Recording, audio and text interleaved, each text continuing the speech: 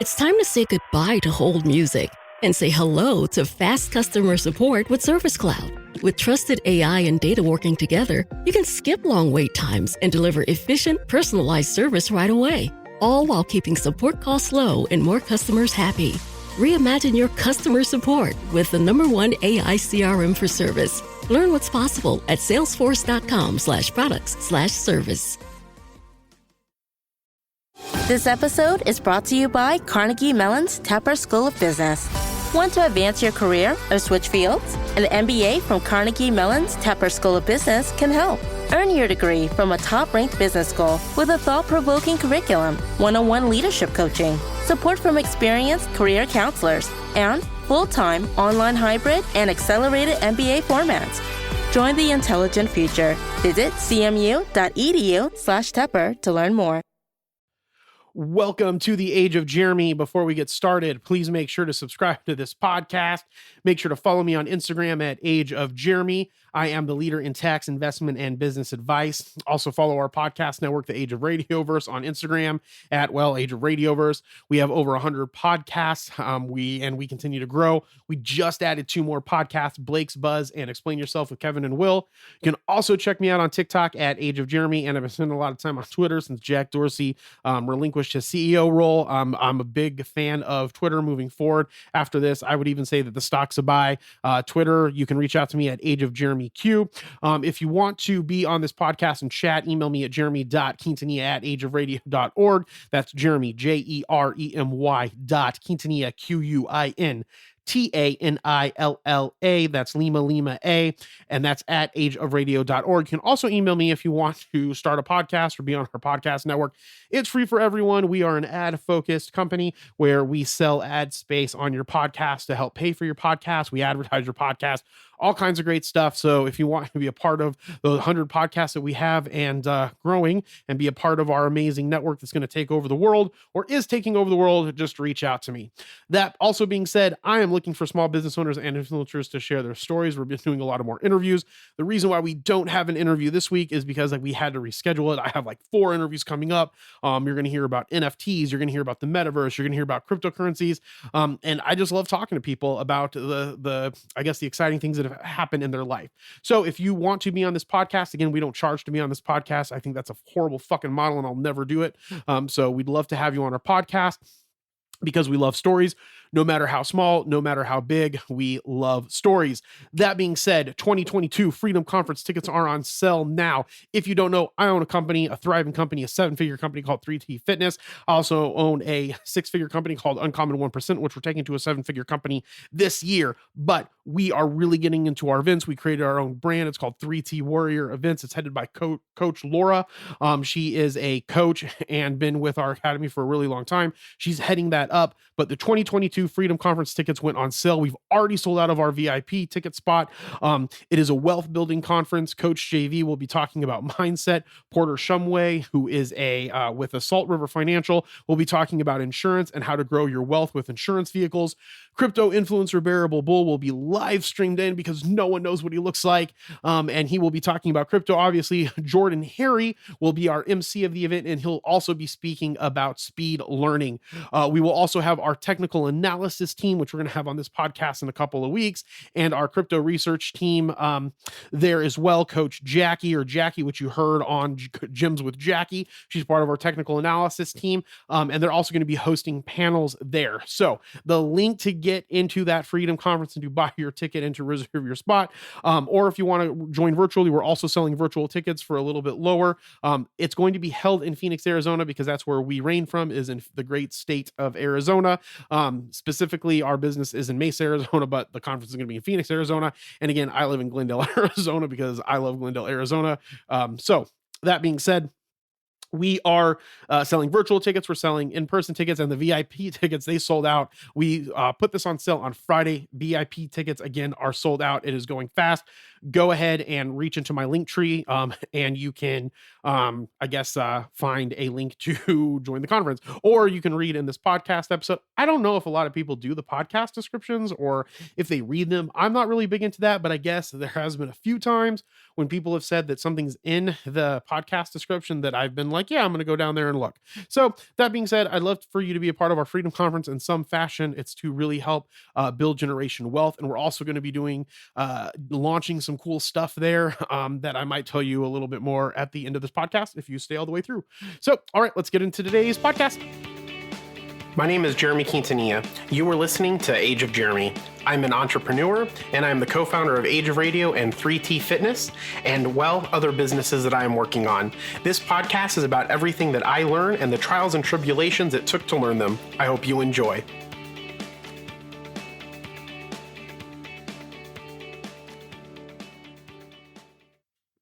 All right, let's start with some inflationary news. Burger King, Domino's, pull back on value menus as costs rise. This comes from the Wall Street Journal by Heather Hayden. As always, links to news articles and other dope shit will be in the episode description if you want to look there. If not, I guess you're not going to find it. Inflation is coming to a longtime refuge of price-conscious consumers, restaurant value menus.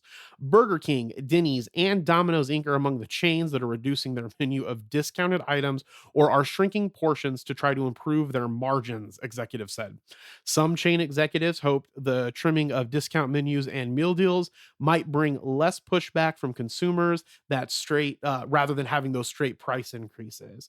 So McDonald's Corporation, up 2.95% earlier this year, began letting franchisees sell sodas for higher prices after all sizes of the drinks were promoted nationally for $1 for several years. The company and franchisees said Denny's is also promoting.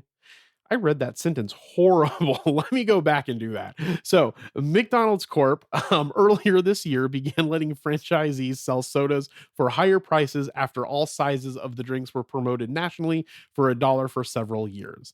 Denny's is promoting fewer low-cost items on its menus as the family dining chain's executives said more customers are willing to pay for a sit-down experience. This is in quotations. I want the $9 omelet. I want the gourmet pancakes. I want a second round of coffee. I'm not here for a deal, Denny's chief executive John Miller told investors last month. The chain still has a pancake meal deal starting at $4, but no longer advertises a whole value menu of items between $2 and $8, Mr. Miller said at an industry conference. U.S. consumer prices are climbing with a 7% annual increase in December, representing the biggest gain since 1982, the Labor Department said. Supply chain challenges strong. When they have these quote, this is what's happening in these when I'm reading this, because again, I read these articles because I'm taking them from somewhere else, and I want you to know the news. So what they're doing is they're putting the sentence and then they're saying who said that at the end of the sentence. So when I'm reading it, it sounds like this. U.S. consumer prices are climbing with a 7% annual increase in December, representing the biggest gain since 1982, the Labor Department said. That I don't like. It's supposed to be read, maybe isn't supposed to be spoken out loud, but what are you going to do? Okay, so supply chain challenges, strong demand, and consumer stimulus payments are all contributing to rising prices, economists say. So, real quick, how can you hedge against inflation? So, this isn't part of the article. This is just my advice. The number one safe haven for inflation is going to be gold. And if you want to learn more about gold, come to our Freedom Conference. We're also going to have Gold Expert there as well. But the number two way to hedge against inflation, which is the one that I prefer, is to buy other types of commodities, which is like the shit that people need, like oil, electricity, water, beef, chicken, and so forth. The reason why these are good is because they have a direct correlation with inflation and price. So, when inflation goes up, these will go up as well because of the inflation. So they are a good hedge. Okay, back to the news. So, is it time to bail out of the stock market? Wild price swings are shaking the resolve of some investors. This comes from Market Watch's Mark DeCambre. And real quick, apparently Mark DeCambre is the only person that writes articles for Market Watch or writes articles that pique my interest, because he is literally the only articles that I read on here. So way to go, Mark. If you're listening to this, everybody should just go and follow Mark DeCombre at Market Watch and see if he's like, why is this happening? And then he's going to be like, oh, it's because of the Age of Jeremy show. Yeah. All right. So let's see here. It is time to bail out of stocks and bonds. This isn't the market that investors likely signed up for back in 2021, when shares in GameStop Core and movie chain AMC Entertainment Holdings were headed to the moon, drawing in droves of investing neophytes. The meme stock frenzy, the one underpinned by social media chatter as opposed to fundamentals, has fizzled, at least for now. High-flying technology stocks that could change the course of the world have been under pressure as benchmark bond yields turn up, with the promise of a Federal Reserve that is closing the purse strings of too loose monetary policy. Economists and market participants are predicting 3, 4, maybe as many as 7 interest rate increases of about a 25 basis points or 0.25 percentage points each this year to tackle inflationary pressures that have gotten out of hand. The upshot is that borrowing costs for individuals and companies are going up, and cheap costs of funds that help to fuel a protracted bull market is going away. Those factors have contributed partly to one of the ugliest January declines in the history of the technology heavy NASDAQ Composite Index, which is down nearly 12%, with a single session left in the month, leaving one final attempt to avoid its worst monthly decline since October of 2008. And that data set comes from a company called FactSet. So what does that mean? Means that inflation is getting out of hand for lots of reasons. One, because we printed money, more so because more people are going back to work.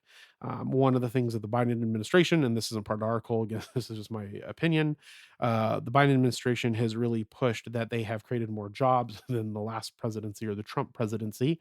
And they have. It could be, not sure if that takes into account where the Trump presidency was out before the pandemic, or if that's just in total. Not sure if I'm sure they looked at it, not sure if the media has put that piece out.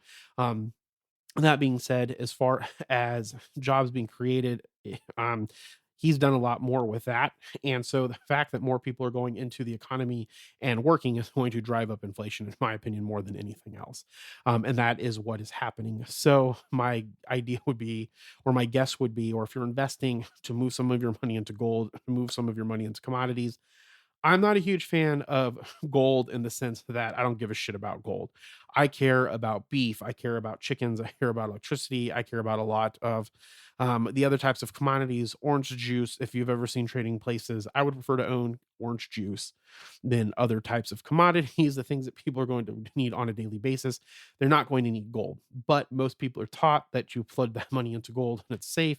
So more and more people are going to flood that money into gold. As I've said multiple times, if we go into a market economy or a trading economy where we're trading gold for goods, it's only going to last a little bit. And then we're going to want to trade commodity for commodity like it was before we had this basic coin structure that we have now. So that being said, if you want to read more of the links at if you want to read more of these articles, we'll go over to Market Watch and Wall Street Journal. Again, the links to the articles are in the description, and we will be right back. Okay, everybody, it's Michael E. Cullen II. And I'm Sesame and Carta from the All Too Real 2 podcast. We're passionate about movies, TV, and pretty much all things pop culture. Dive into the chaos of failed sitcoms, direct-to-video sequels, and the quirky realms of cinema and TV. Join us every Thursday for your dose of All Too Real 2 entertainment. We'll guide you through debates like whether Howard the Duck qualifies as a superhero. Ponder if Larry the Cable Guy could be the new Rock or Schwarzenegger. Discover if some shows and movies should have stayed in the cutting room. Ever heard of a sitcom featuring that dictator with the funny mustache? Well, we watched it. We're dedicated to unraveling the peculiarities of pop culture, sometimes with awesome guests. So, if you're into the eccentric world of pop culture, listen and subscribe to All Too Real 2. Available wherever you find podcasts and on Age of Radio.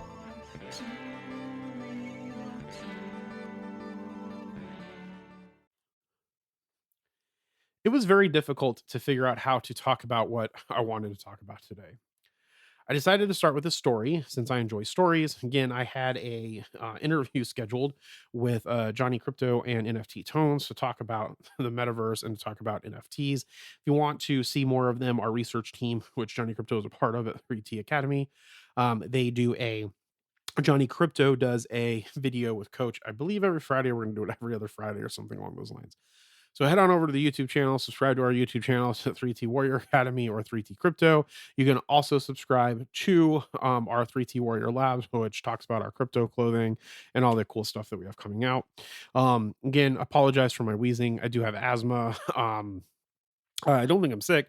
I just think that I'm talking a little fast, and it's always something that boggles my mind that I wheeze a lot, and the microphone picks it up and pisses me off.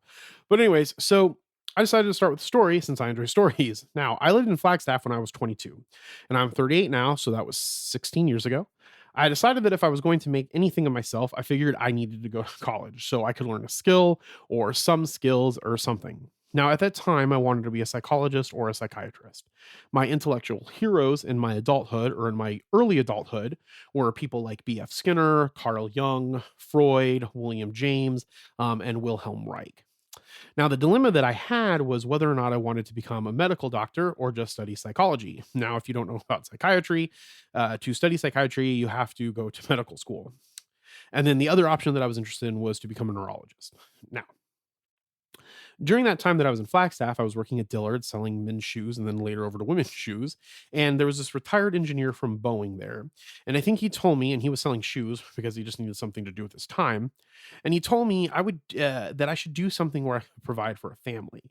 And he said, become an engineer or to become a businessman. Now, psychiatrists make pretty good money because they practice medicine, and so do neurologists. But psychologists, they don't make as much money as, say, someone who goes into finance and does portfolio theory or goes into some type of algorithmic trading or does corporate finance. Now, one of my friends at the time was doing finance, and he explained to me that corporate finance, or he explained to me what corporate finance was and what portfolio analysis was. And if you're not familiar with those two terms, essentially, corporate finance is maintaining the project that a company is going for and making sure that they're returning a profit. And you do this through some mathematical equations, and you do this through what's called net present value. And so you kind of manage these different projects, make sure that they're going to be profitable, modeling multiple years out, discounting those cash flows to the current year, and then trying to find out if that's going to result in a net present value or some type of positivity. And if it does, you're going to move forward with that project. There's lots of other stuff that's inside of there, but I mean that's like the broadest way that I can explain corporate finance. Portfolio analysis is what I enjoy and what I try to talk to my clients about and people that I know. And when I say my clients, all the people that I run businesses with. Um, and I try to explain to them that when you're doing portfolio analysis, it doesn't matter if one thing goes up, if something else is going down. So what you're trying to do is you're trying to look at the overall picture of what you're trying to reach. And a lot of the times you're trying to reach what's called alpha. I'm not going to go into that here, but you're trying to reach what's called alpha. So you build up a portfolio of stocks and bonds and crypto and whatever else the fuck you want. And you're trying to make it outperform the market to a certain factor. And if you can outperform the market in a certain factor, then you are doing a good job. And if you can't, then people might as well just put their money in the S&P 500 or the NASDAQ or some type of composite index, right? And so that's the difference between, and that's what you learn in finance school. Also, you learn a majority of that if you go and get an MBA. You learn the basics of most of those things.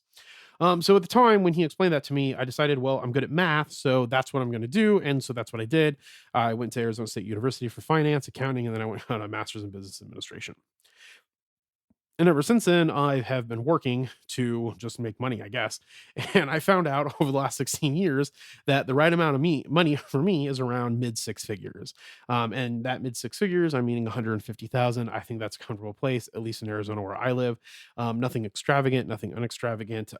Anything over that, I don't really give a shit about. It's just extra money. We do make over that. But the point is that it doesn't provide any more happiness than if I didn't have it, right? It just allows me to make more money. And so that mid six figures, that includes two incomes. This is including two adults, right? Me and my wife. And we do have our 17-year-old niece living with us that I take care of. And so I can't really assess how difficult it would be financially to have a child that's under that because our child's pretty much an adult, but I think that she's just as or more expensive. And she doesn't work, so it's not like her income is providing for the family. So we provide for her. Now, however, like I said, we make more than that, but anything over that amount, right? I found that that's like the nice sweet spot. I don't need a nice car. I can afford a really nice car. I re-looked at the numbers, and the highest car that I can afford right now is a high-end Porsche. But I don't need a high-end Porsche. It doesn't provide me any happiness. I would rather take that money and buy a building, or make sure that my employees have more money, or start businesses with some of my employees so they can live out their entrepreneurial, dreams and things like that, right? And so now, I like putting money into those projects because I like creating businesses. And this is also interesting because I found out that the two things that I really enjoy is I enjoy being creative, a side I don't show a lot of people, and I enjoy the process of creating processes, right? So like industrial engineering. Industrial engineering is essentially what Elon Musk does. Elon Musk can't build a rocket himself, right?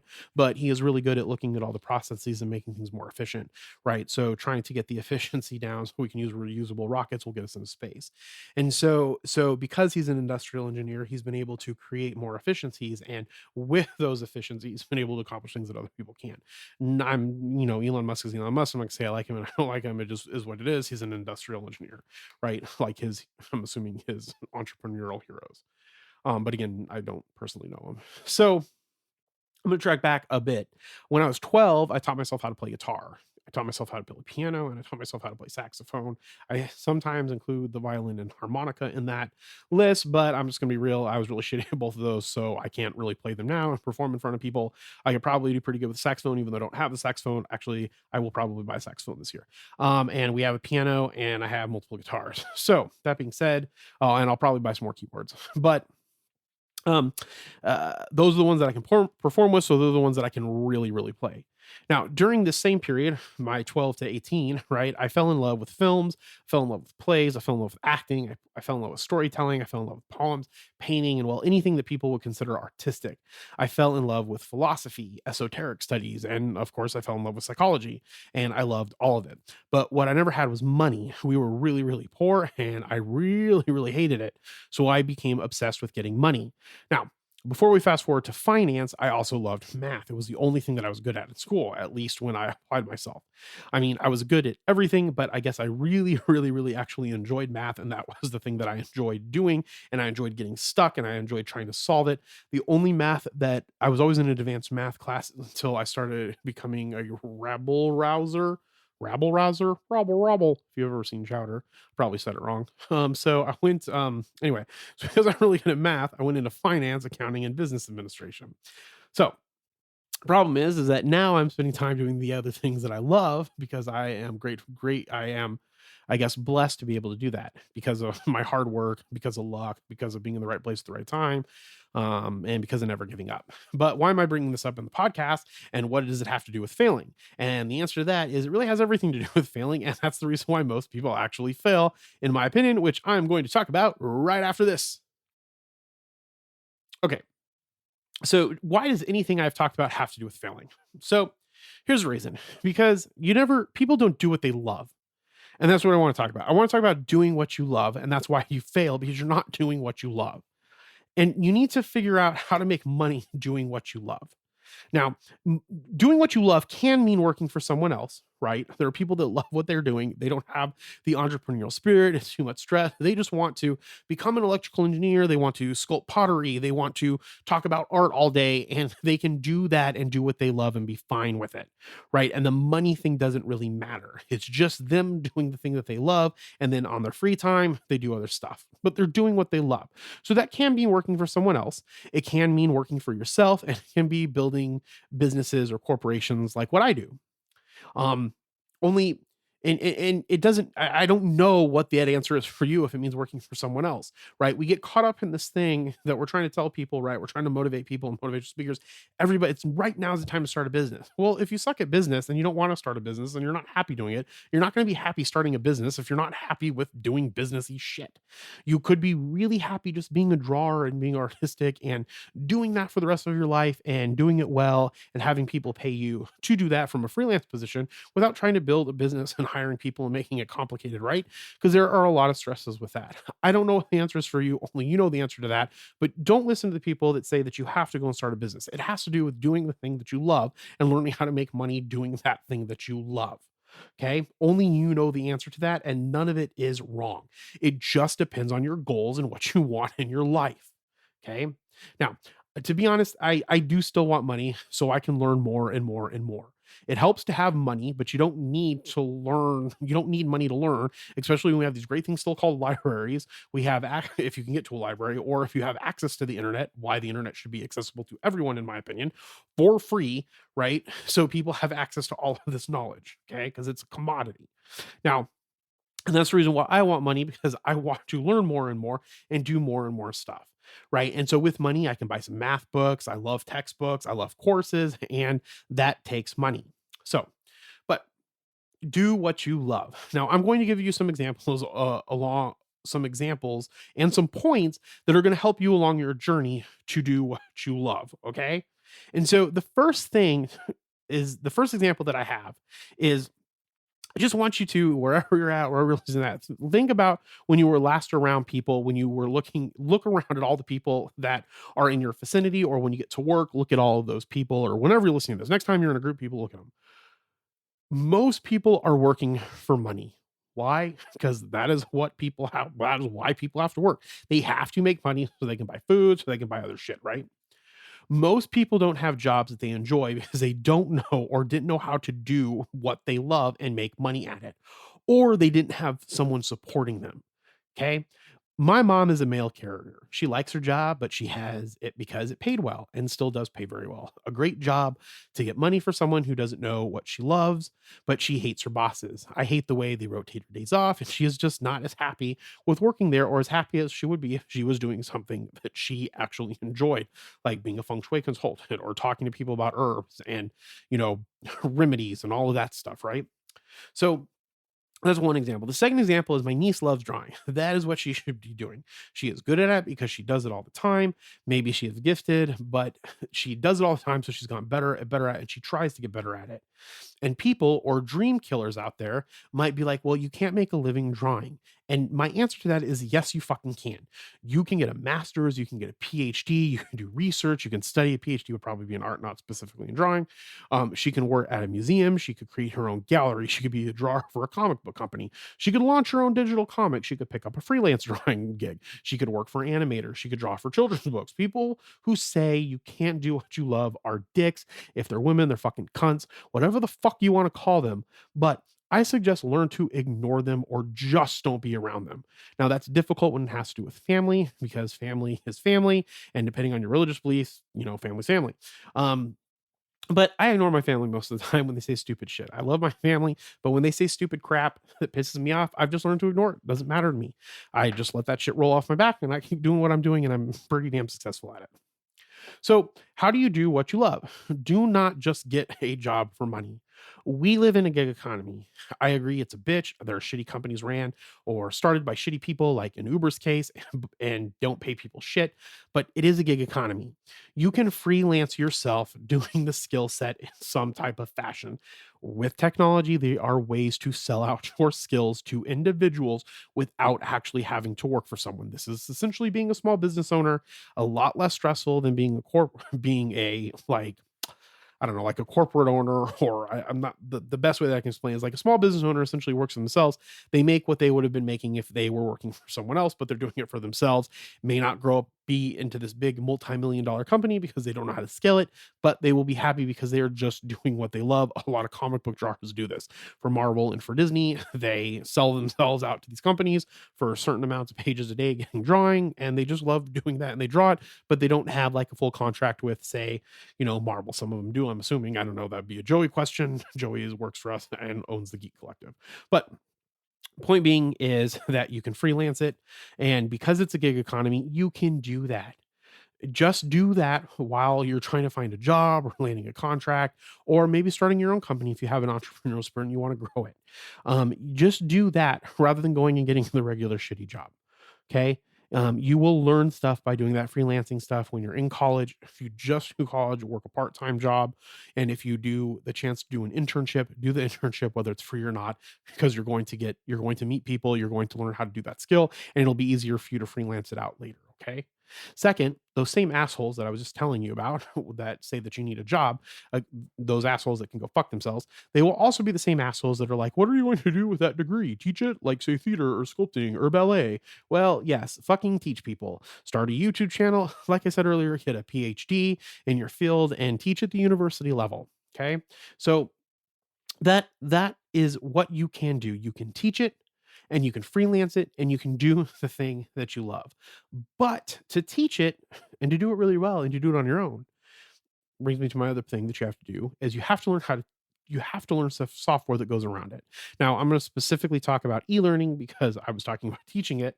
We still haven't even touched the surface of e-learning. We are still at the precipice of it or at the beginning of it. We're finally in a great time with companies like Skillshare. I'm sure there's the companies out there, I can't remember them. I just saw an ad for Skillshare, so I put it in here when I was writing it. You can also learn Adobe Captivate. I am a big fan of Adobe products. I'm a super big fan of Adobe Captivate. I have Adobe Captivate. I'm working now that I have more free time to do this to work on creating my own learning things through Adobe Captivate because I want to do it that way. I'm not focused on pushing it out just to make money. I can do it a certain way, right? But if you're not, you would just run through that learning Adobe Captivate real quick, learn how to sell your own products, maybe get set up on Skillshare, sell some of your classes on there, right? You can sell classes and courses and you can create a community and share what you know. Knowledge is the greatest commodity apart from time. The more scarce a knowledge is, the more, or an idea is, the more you can charge for people to learn from you. And you can charge for it, and there's nothing wrong with that if you need to make a living doing it. Okay. Now, the other thing that will help you do what you love is you need to cross train. Okay. Now, I actually believe that cross training is the single most important thing that I've done different in my life that has made me such an asset to people. Now, cross training is usually attributed to sports to make you a better overall athlete. So let's just take running, for example. Runners would benefit from cross training if they did weightlifting, if they did biking, if they did yoga, if they did climbing. Okay. To see how this continues down. So that's if you were doing a runner, but let's look at something else. So like a competitive gun shooter, they might benefit from doing archery. Just practicing archery would also make them better at gun shooting. Someone who studies karate may benefit from doing judo. Well, that's the idea. Hopefully, you kind of get the main idea of it, right?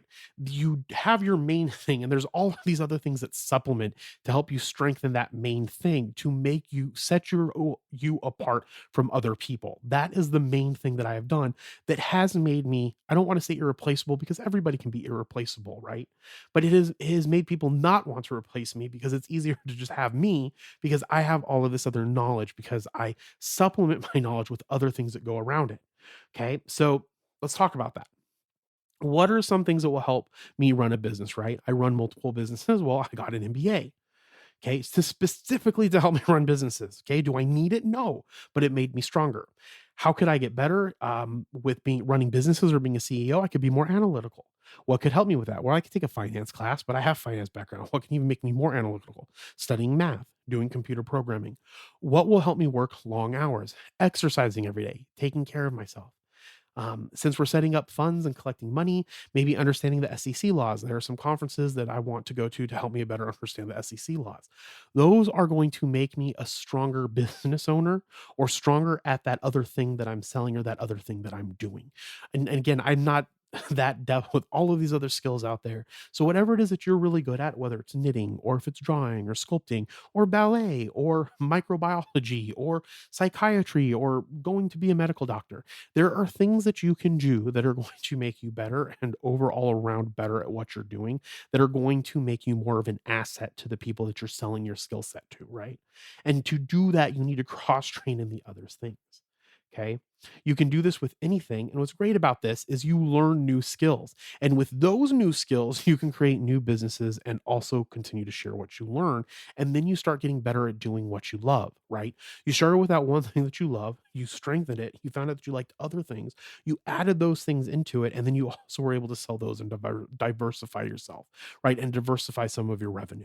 So you're not stuck just working for someone and you get to just spend time like I am being blessed, very, very blessed and thankful and grateful to the universe and to Buddha and to my parents and everybody and to John and to 3T and all of the people that work for us to be able to do what I get to do every day and do what I love and do it on my terms, right?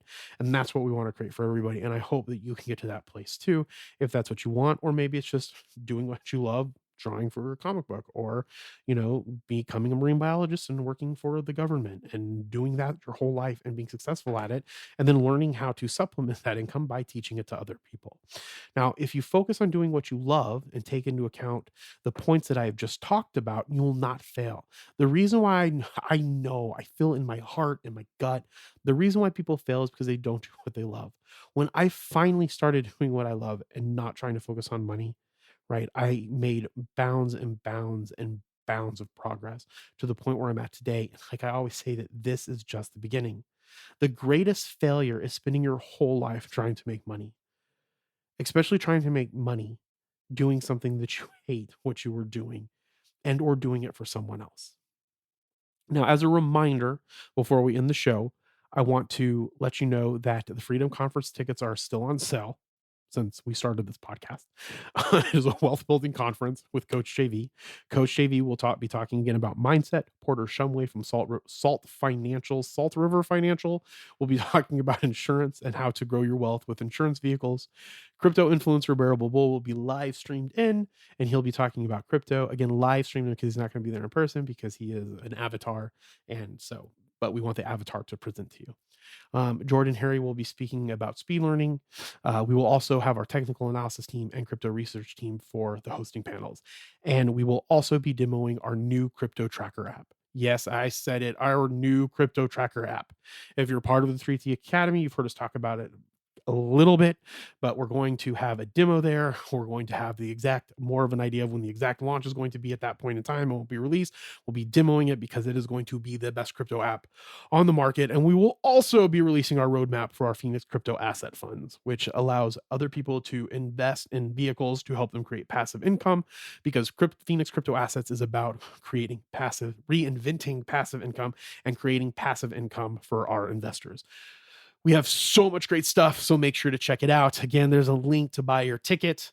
So remember, be thankful. Oh, the link to buy the ticket is in the episode description. So remember to be thankful, grateful, and kind. And I'll talk to you next time. Bye.